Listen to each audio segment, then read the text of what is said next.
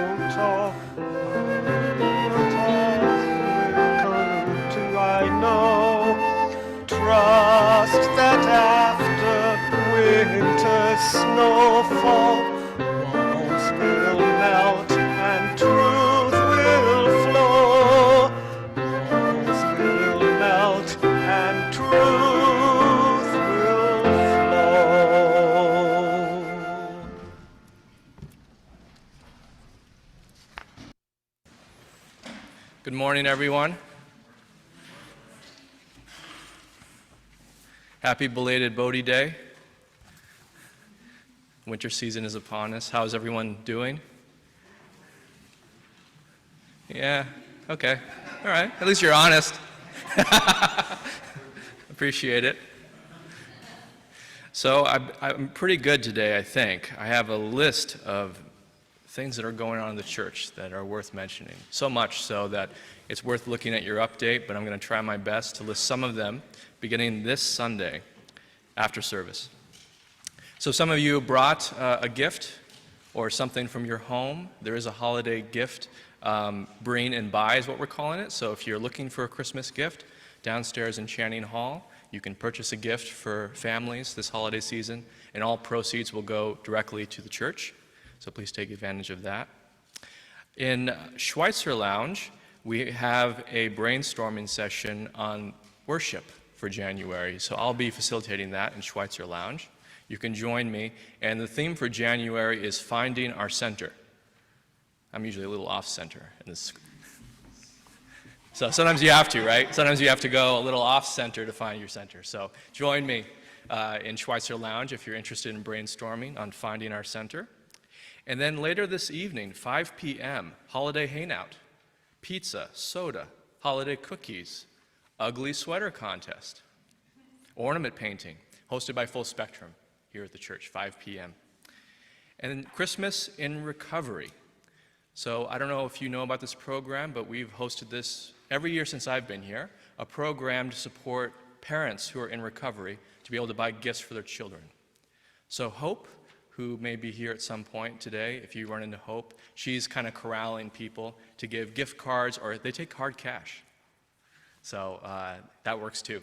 So if you want to support parents in this valley who are wanting to give gifts to their children. And winter solstice sign up. We have a winter solstice service next Sunday, and then we have a winter solstice celebration on the winter solstice. And we would love for you to sign up for a potluck gathering. So if you're able to bring a dish, is that right, Adam? We're doing similar to the equinox, all more like preserved foods. Great. Olives, pickles, that kind of stuff. Excellent. If you want a list of preserved foods, which I would need that list, talk with Adam, and if you're able to bring something for the winter solstice, that would be excellent. It's really fun. Today we're celebrating Buddha's enlightenment, then we're going directly into the winter solstice, and then of course we have Christmas Eve, 5 p.m., where we're going to dedicate Benjamin Striffler, newborn baby. So that'll be really fun. And, discussion on Jesus. I almost had to remind myself. So this Wednesday at 7 p.m., we're talking about Jesus, the man, myth, Savior, lots of different titles. An open exploration about what we've heard about Jesus, what we've learned, what we haven't learned, what we're curious about, and who Jesus is for us today. And I'm expecting a variety of different answers. I think it'll be lots of fun. So that'll be this coming Wednesday at 7 p.m. And today I thought I would offer the chalice lighting. So a little different. But I wanted to share just a few words on, in the Japanese tradition, what is called Rohatsu, but is a celebration of the Buddha's enlightenment. And so far, every year that I've reflected on Buddha's enlightenment, I learn something every year, or I have a different kind of focus or awareness. And this year we had a Zazenkai, which was a half-day meditation retreat yesterday. So before I do forget, we do have wonderful Roshi Daikin Nelson from Pamzula Zen Center in Harlem, New York, as well as, did he make a face? Okay. And then Linda Scharf, of course, a beloved member and mindfulness teacher. And we all sat together with other people yesterday, and the heat was not working. And we sat, and we sat, and I texted and called Louisa Berger. And then Louisa called Martin, and Martin or Louisa called Jim Rack, and all these people came in to help fix the heating system so we could have heat in the room. And I remembered something that Daikin shared at my ordination. I remember because each person was going to offer a few words, and one thing that he shared that always stuck with me is, keep going. You've gotten this far. Continue. Continue. Keep going. And for me this year, Buddha's enlightenment is that in the continuance, we find something special and keep going. So not just stopping at, it's cold, I'm freezing. It's being open to all the people that are helping us, who want to support us, who are supporting us in this moment, and seeing what's right in front of us, which often is very wondrous and compassionate and helpful. So that's my takeaway this year, is keep going. If you feel stuck in a moment or a way of being that is not in your best interest, continue. Continue. Stay open. Wait for it. And then when it arrives, keep going. Keep going. So I'm really glad today to have Linda Scharf and Roshi Daikin, who are going to share much more during the message today. But I wanted to share with that with you today. So we'll light our chalice today in the spirit of enlightenment, which for me this year is the wisdom to keep going.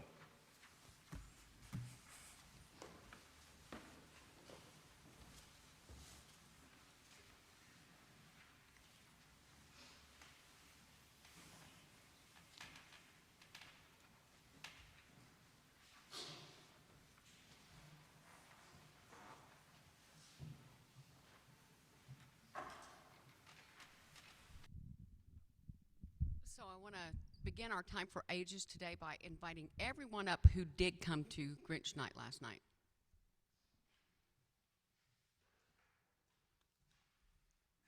And of course there was more than this, but everybody's tired. I don't know why. You too. Get up here. Okay. Help me. There we go. Okay. So, yes, everyone who was here, is she coming up? Okay. They couldn't make it. It was a late evening. It was. So, what I want to ask you is, what was your favorite part of Grinch night? The marshmallow snowball fight. And yours? The ornament making competition. The snowball fight. Happy children. Me too. That was my favorite. So, the reason I ask you that is because I want to talk to you about kind of what they're going to be talking about in the church. You guys can just stay here. It's going to take a minute, okay? Kind of what they're going to be talking about in the church today, okay? So, last night we had a really good time. Kids were running around throwing snowballs, marshmallows, giant marshmallows at each other, and just every once in a while we stop the movie and we do a fun activity. Helps get the energy out, but also, lets them bond with each other. So that's really, really cool. And the thing that I really enjoyed was just being able to sit there and be in the moment. And that's hard for some of us to do, especially when we feel responsible for things. And so we stop being in the moment and we go wash the dishes. We stop being in the moment and we go move the food. We stop being in the moment just, because we think that we have all these responsibilities and that the world's going to fall apart unless we do them. And sometimes we just have to let all that go and be in the moment, okay? So today in this service, they're going to talk about Buddha, like we said before. Okay, so have you ever been excited about something that was going to happen and it was all that you could think about? Have you? Yeah? Yeah. Okay, yeah, me too. Have you ever been worried about something and it was all you could think about? I'm really worried about this microphone now. Okay, so there's a story of a conversation between a man and an elder. And this is a Buddhist story. First asked the old man for the key to become wise. The elderly man answered very simply. He told him that one must live in the present moment. The old man explained that when he eats, he just eats. When he sleeps, he simply rests. When he talks to someone, he is dedicated to just doing that. But I can do that, too, without being wise, the man answered. I don't think so, the wise man said. When you eat, you are thinking about the problems you had throughout the day. While you are talking to me, you are thinking about what to ask me or what to answer before I am done talking. The secret, he confided, is to be mindful of what we are doing in the present moment. And so we can enjoy every minute of the miracle of life. And here are some helpful words from a kind lady recently to me. If you sit, just sit. If you walk, just walk. But whatever you do, don't wobble. And don't fall down on the way to class.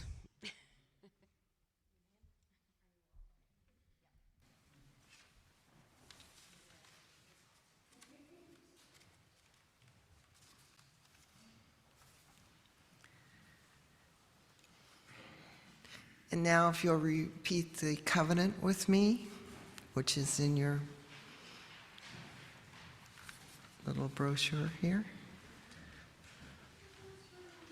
Love is the spirit of this church, and service its law.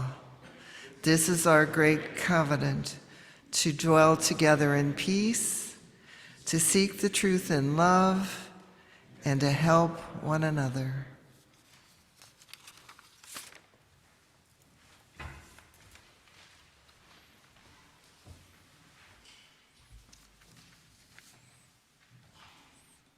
Our church is completely supported by pledge income from members and friends like you.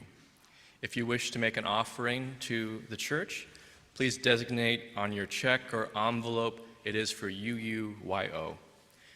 Each month, we donate all loose cash and unmarked checks put in the offering plate to a nonprofit organization whose mission and actions are consistent with the UU principles and the mission of this church.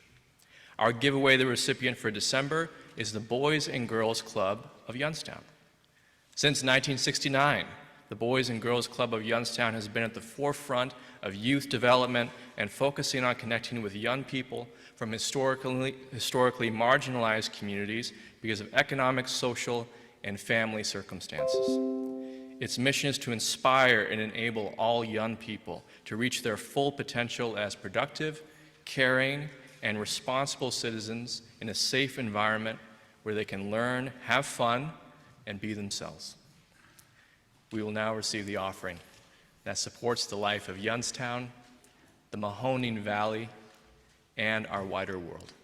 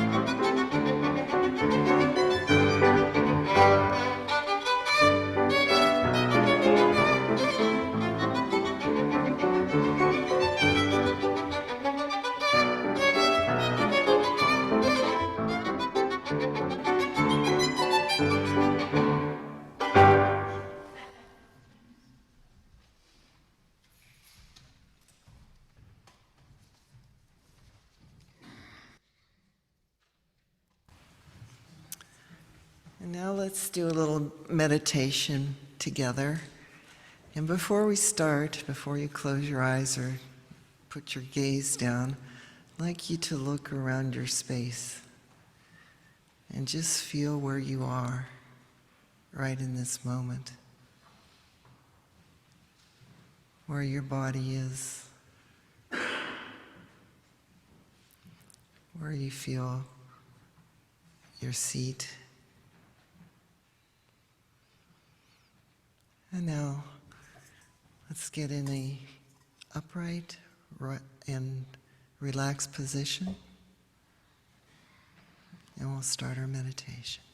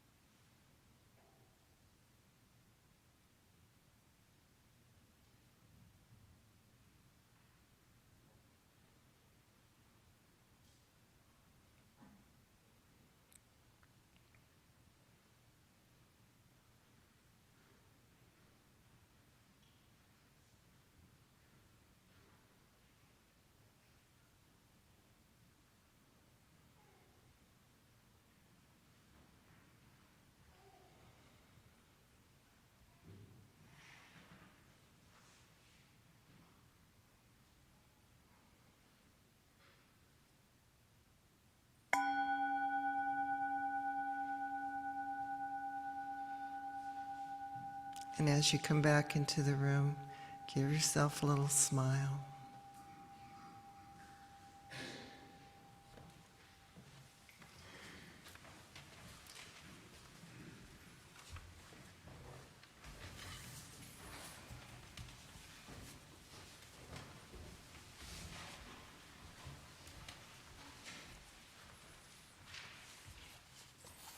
This is a beautiful poem I came across. It's in Case 19 of the Mumun Kwan, which is called Everyday Mind is the Path. And this is a poem that's been translated in many different ways. It's very simple, though. And so I'm going to read it once, Linda Scharf will read it once, and then Daikin will read it once. It's very short. Flowers in springtime, moon in autumn, cool wind in summer, snow in winter. If you don't make anything in your mind, for you, it is a good season.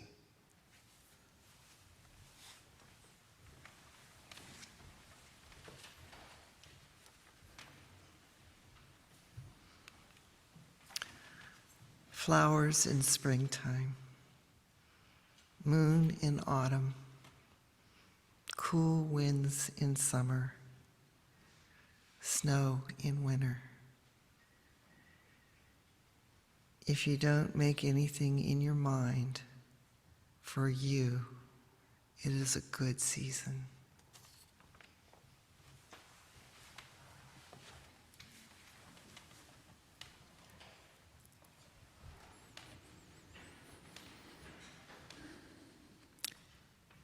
Flowers in springtime, moon in autumn, cool wind in summer, snow in winter. If you don't make anything in your mind, for you it is a good season.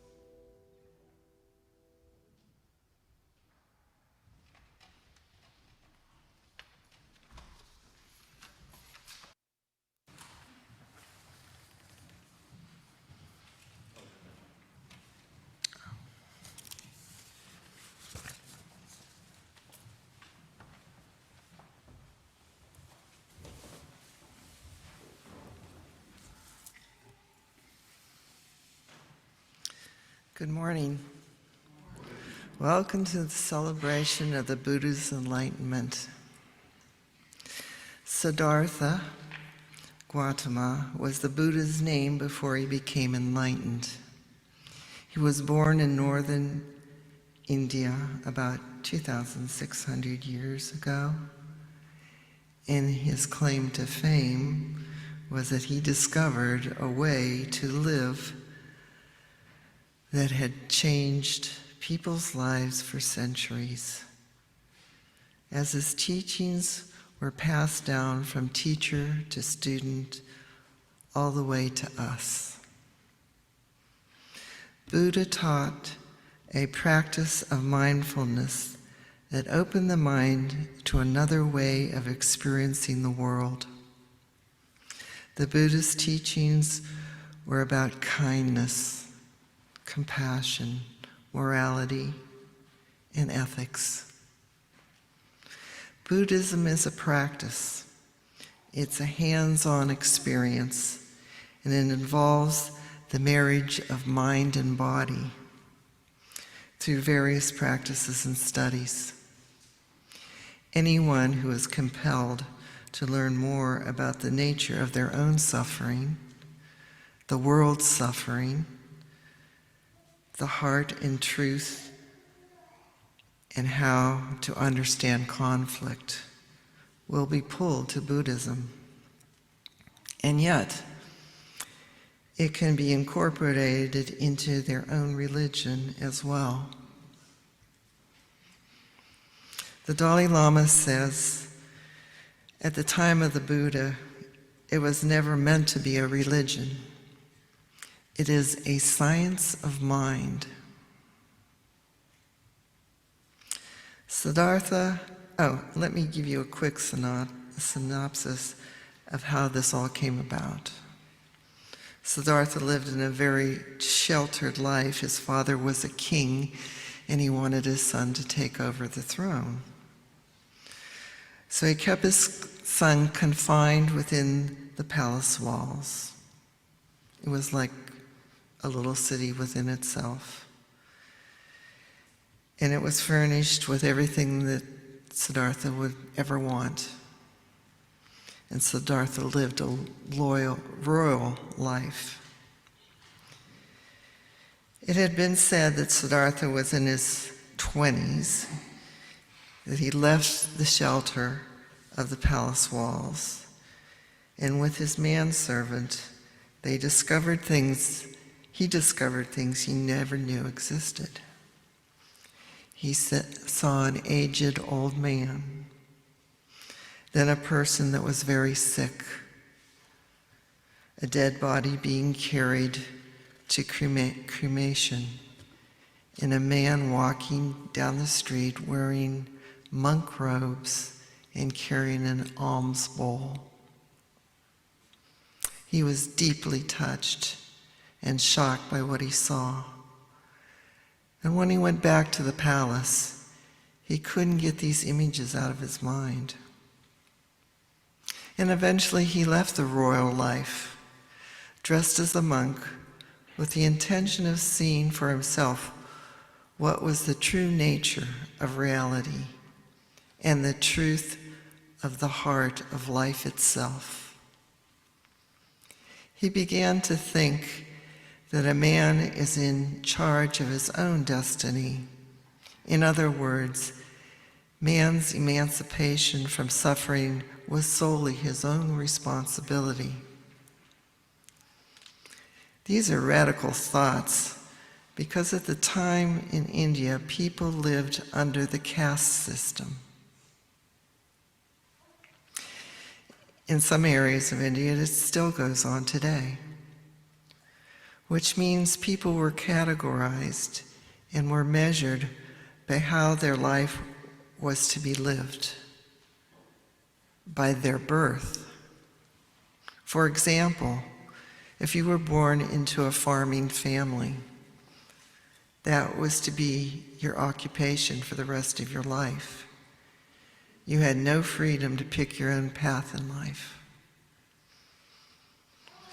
So for many years, Siddhartha wandered, searching for the truth of how to be human in this world. For a while, he joined a group of wandering ascetics that believed that if one gave up all pleasures and desires in this earthly realm and just meditate for hours and do rituals, they would be purified and would be able to enter this state of nirvana and not be reincarnated. But they told him he would have to give up the natural things of the world, like food, water, clothing, shelter, cleanliness. Siddhartha stayed for a little while and nearly died of exposure. One day he took food offered to him by a maiden. When his fellow seekers saw this, he was kicked out of the group. This is when Siddhartha saw clearly his path must be the middle way, neither extremes. That's when with new determination, he sat down under the Bodhi tree and vowed he would not leave until he reached enlightenment. Through all the trials and tribulations, he was able to find a path that others could use to find their true nature. Through meditation, compassion, kindness, and morality and ethics. When he ran into his old friends, they immediately saw how he had changed dramatically. They asked what he had done and asked him to teach them. And they became his first followers. Now I'd like to tell you a little about how these same teachings are changing my life today. As a child, I really enjoyed nature, solitude, and especially silence. I just loved to sit in an empty chapel and feel an energy that I had never felt before. As I grew older, like the Buddha said, that in each life we all experience 10,000 joys and 10,000 sorrows. And in my early teens, I started experiencing that. I remember sitting in class doodling these same words over and over and over. I would write out help, and I would write out, who am I? And sometimes they were just in block letters, sometimes they had color, sometimes they were scrolled, but these words just kept coming. And as I grew older, this continued through college. By then I started seeking my spiritual seeking. And I think I went to every service that was on campus in the surrounding towns. I had started meditating and was looking for what felt right, where I might belong.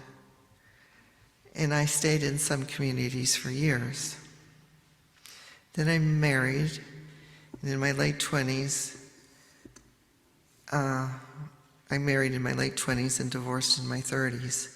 By then it became apparent to me I needed some kind of help.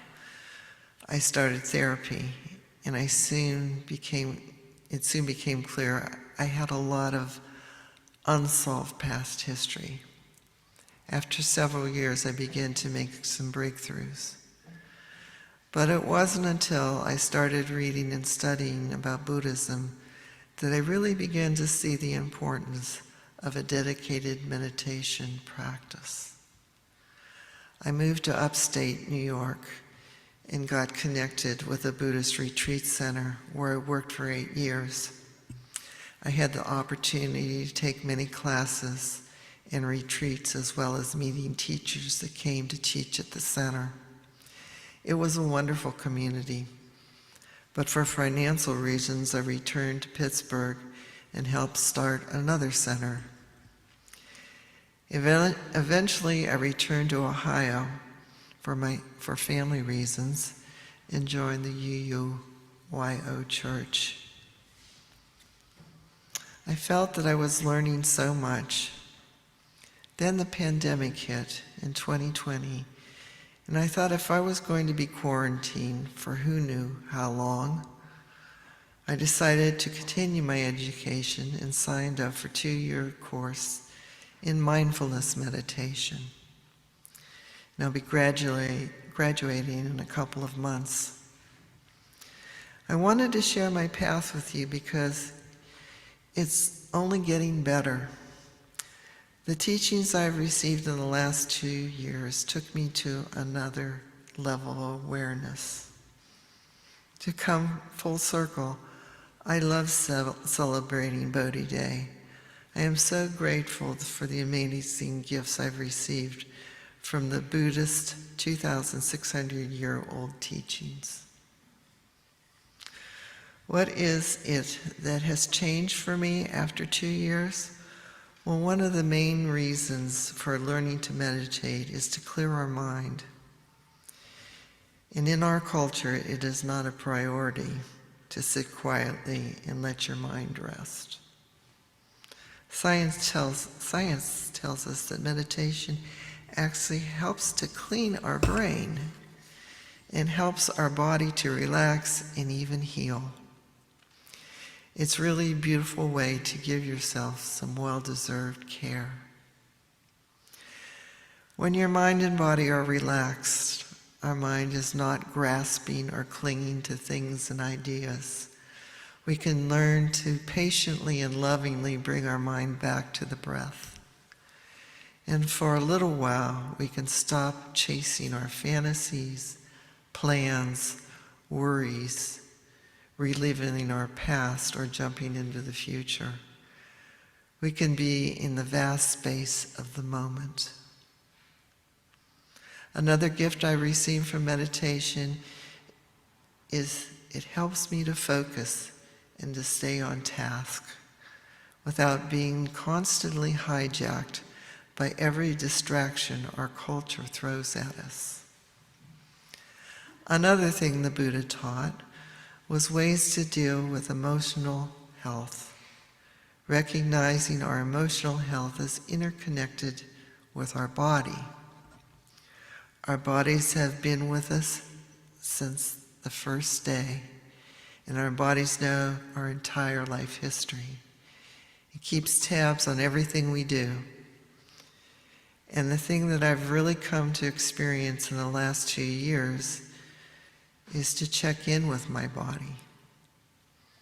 When I have an intuition or pain or tension that arises, I can often see the underlying causes that might really be a mental or an emotional or spiritual discomfort.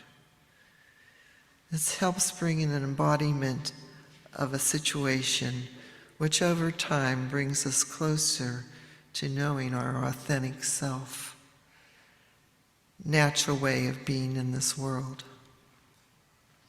Once you've embodied something, it stays with you, just like your breath. It's finding a strength that you didn't even know you had. So I wholeheartedly thank you for celebrating this day with me. Thank you.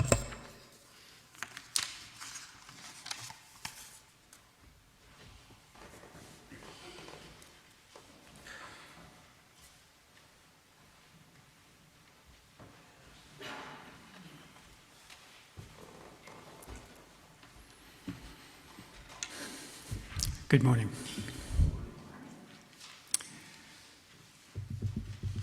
So I never know where to start.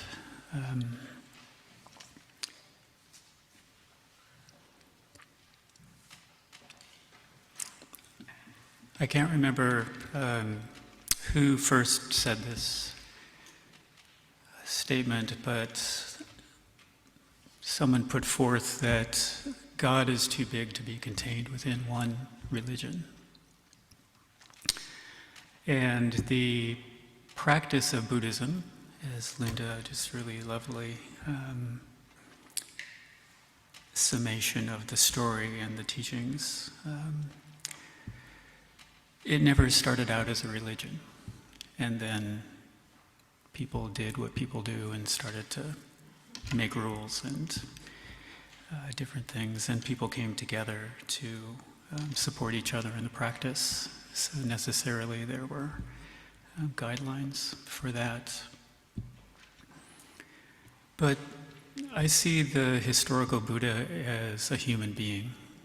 There are denominations within Buddhism that tend to be more devotional about that person, but he was a human being who had one life of being raised by his family and being groomed to be the next leader of the kind of clan group. And then he walked away from all of that, and so that has, some meaning. And then he spent the next several years wandering around with this group of folks, trying to find a way to be closer to the divine presence, to find a way to have that experience and live that. And then he had this kind of insight that he was probably going to perish in that effort by starving himself and living outside and different things. So he resolved to sit down and figure out his life. What does it mean to be alive? What does it mean to be in this body? What does it mean to be this person, this container of experiences called Siddhartha? And the insight that he came to, which I think is the kind of kernel of his teaching, is that he was arising in this moment, that this moment is all we have, that his life in the family and in the palace was one thing that had happened to him, and then his life as kind of this renunciate, this wandering person trying to figure it all out was another part of it. And here he was in this moment, sitting down in kind of deep absorption, thinking, feeling, experiencing everything. And as the myth, as the story relates, he looked up and he saw the morning star, this very ordinary experience of him just sitting. And he had sat through, a week and stayed awake through an entire evening, and then looked up and he saw the morning star and realized that the morning star was just being in this moment, and he was just being in this moment. And they were experiencing each other. And so he had this very deep, broad experience of being, just aware of himself, breathing and arising and seeing and feeling and thinking in this moment. And for me, that's the essence of the teaching. And so we do things like meditation, and we read and we study and we hear these stories, and we listen to people like me babbling on about this nonsense. And we take that in, and we're doing that in this moment. And I kept trying to count everybody. I don't know if I got everyone, but there are 50 people here, more or less.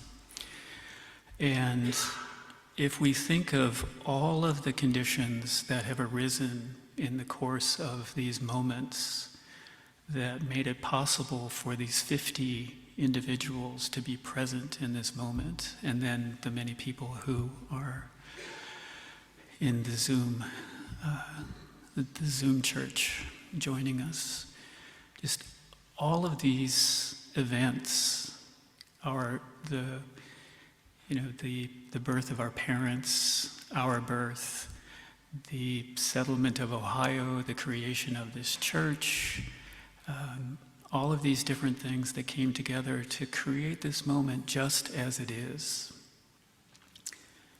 It's an astounding amount of data. It's an astounding amount of moments that have brought us all to just being right here, right now. And if one of us had decided to stay home today, or if one other person had things lined up that they were here with us, this field in which we're resting, in which we're sitting, would be totally different. So for me, the practice has really allowed me to just accept things as they are, because they could be different. And on one level, they can't be different because all of these things are aligning in this moment. And that doesn't mean that it's perfect. It doesn't mean that it's right or should be different than it is. It just is as it is. And then we move forward. We take a look, we experience, we open ourselves up to just being present in this moment. And we are aware of whatever we can be aware of. And then we choose to do something.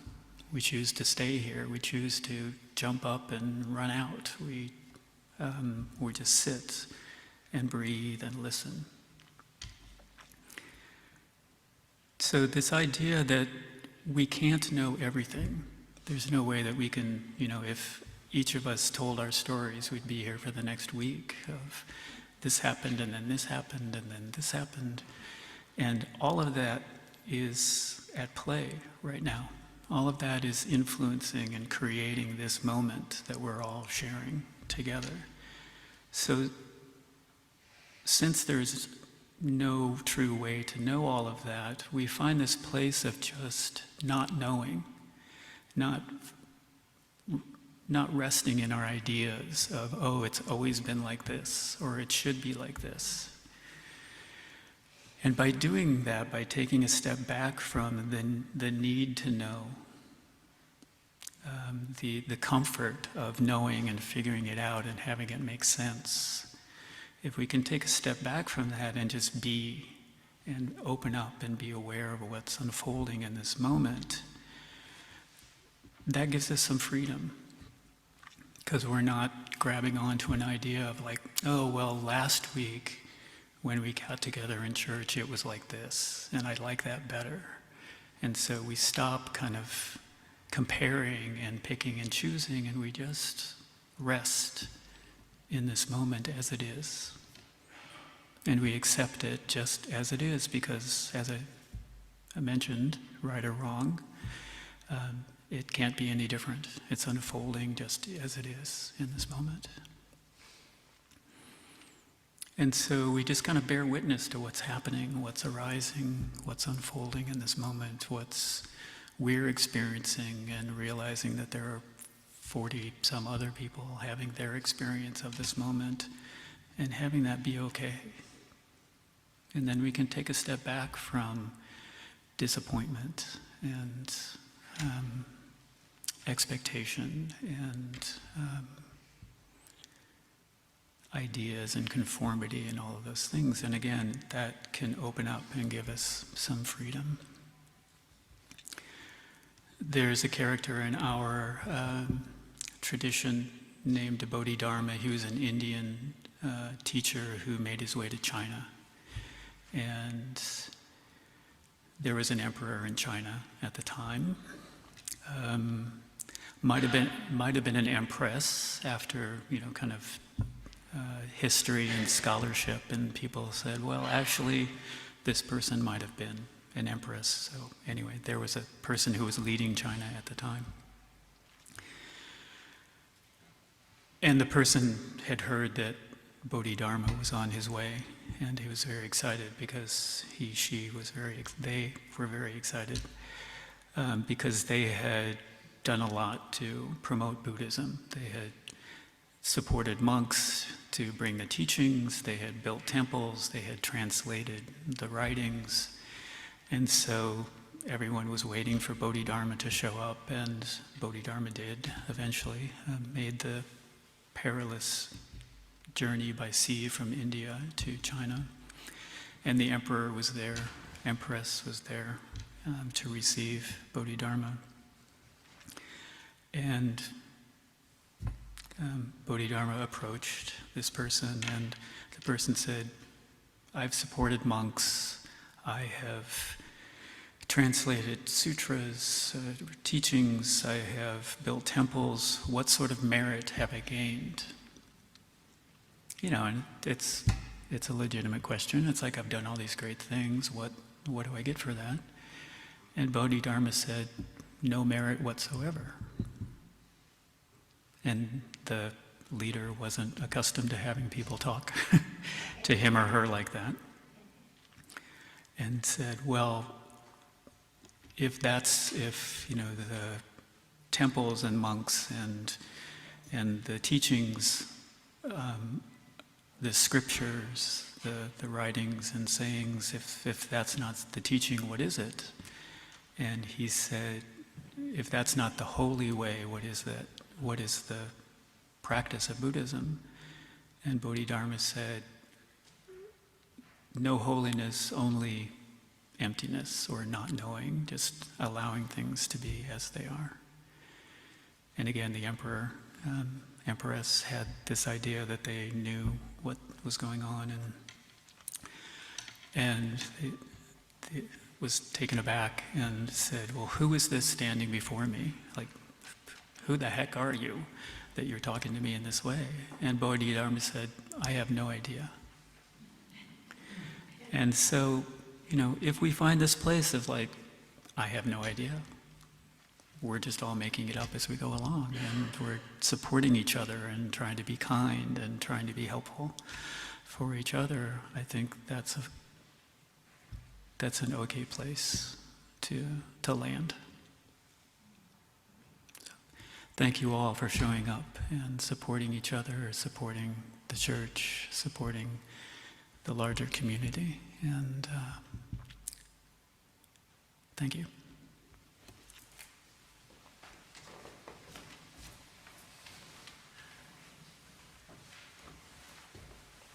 Please pray with me. Spirit of awakening and enlightenment, Spirit of love,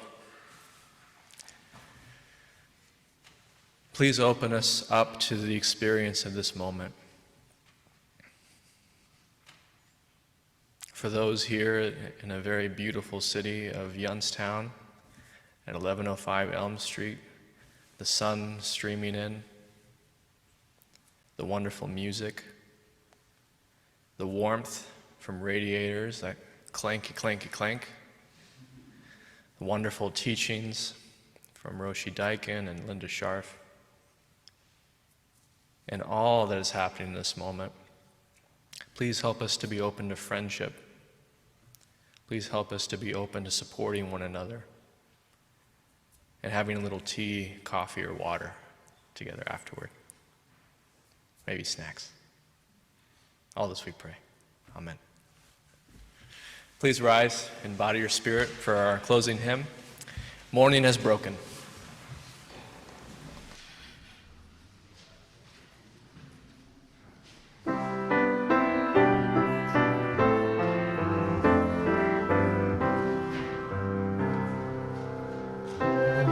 Has broken like the first morning. Blackbird has spoken like the first bird. Praise for the singing, praise for the morning, praise for them springing fresh from the word. Soothe the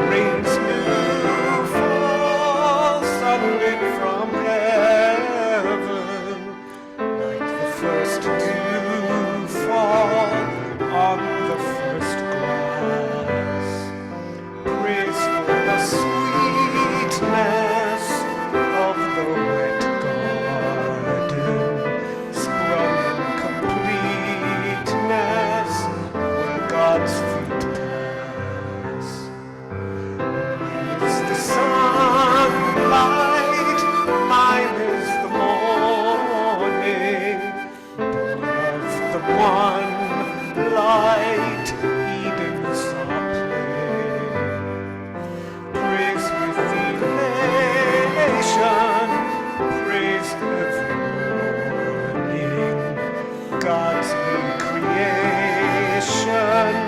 of the new day.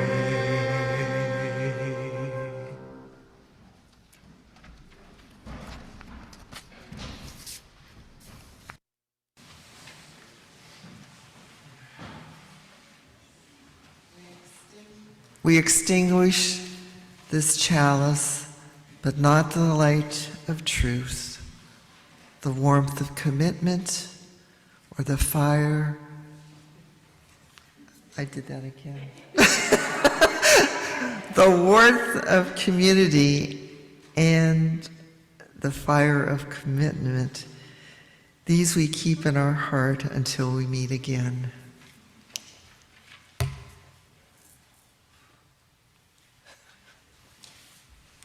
I even had it underlined.